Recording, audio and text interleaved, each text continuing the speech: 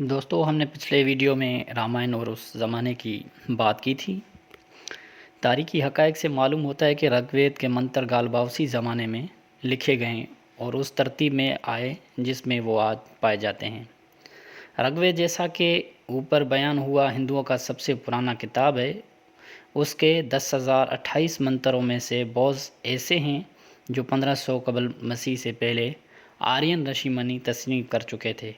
اس قدیم زمانے میں پروہت اور پجاریوں کا کوئی خاص گروہ نہ تھا، جانداروں کی قربانی بھی نہیں ہوتی تھی، دیوتاؤں کی پوجا میں فقط اناج اور سوم رس چڑھتا تھا۔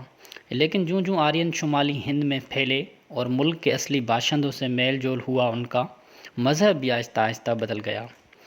قربانیاں ہونے لگیں اور ان کے سر انجام کے لیے پجاریوں کی خاص فرقے بن گئے۔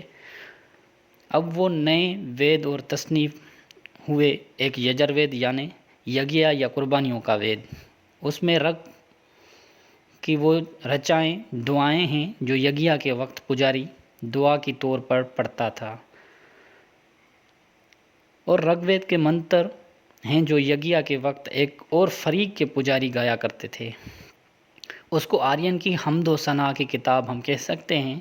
اس کے بہت مدت بعد چوتھا وید تصنیف ہوا۔ اس میں وہ منتر ہیں جن کی نسبت خیال کیا جاتا ہے کہ ان کو کسی ہم قسم کی بلا اور مصیبت کا دفعہ ہوتا ہے۔ اس کو اتھر وید کہتے ہیں۔ برہمن مدت دراز کے بعد جب اترین گنگا جمنا کے درمیان پھیل گئے اور یگیا کرانے والے برہمچاریوں کی طاقت اور تعداد بڑھ گئی، تو انہوں نے یگیا کے قاعدوں کو بڑھاتے بڑھاتے اتنا کر دیا کہ وہ چاروں وید سے بھی بڑھ گئے۔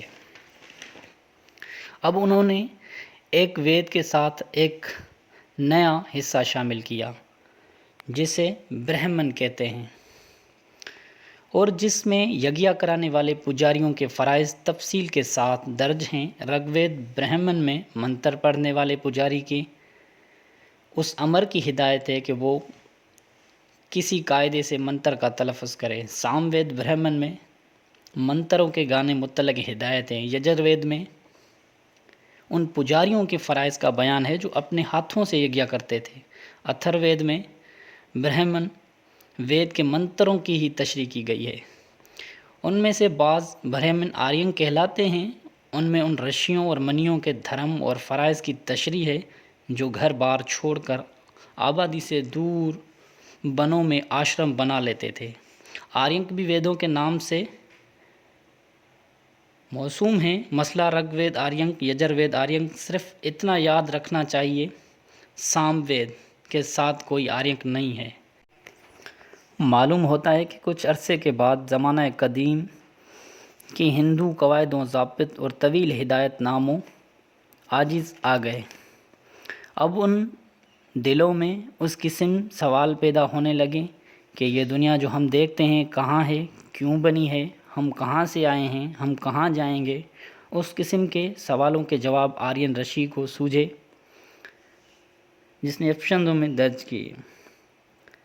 برہموں کے بعد مگر حضرت عیسیٰ کی پیدائش سے پہلے ہو چکے تھے۔ ان کی مصنفوں پہ یہ بات روشن ہو چکی ہے کہ وید کے دیوتا اور چاند، سورج، آسمان اور ہوا کا بنانے والا کوئی اور ہے جو ان سب سے برتر اور پاک تر ہے۔ وہ اس کو برہم کہتے تھے۔ ان کا خیال تھا کہ سب چیز برہم سے نکلتی ہے اور آخر اسی میں جا ملے گی۔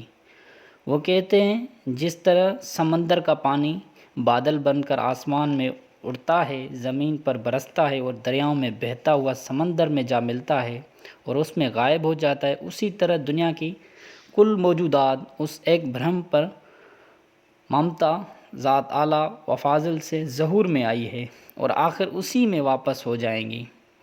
ہندوؤں کے قدیم کتابیں دو جماعتوں میں مقتسم ہیں، ایک سرستی جو سب سے پرانی ہیں، دوسری سمرتی جن میں بعد کی تفصیلات شامل ہیں۔ سرتی کی معنی ہے لبھامی یا کلام الہی۔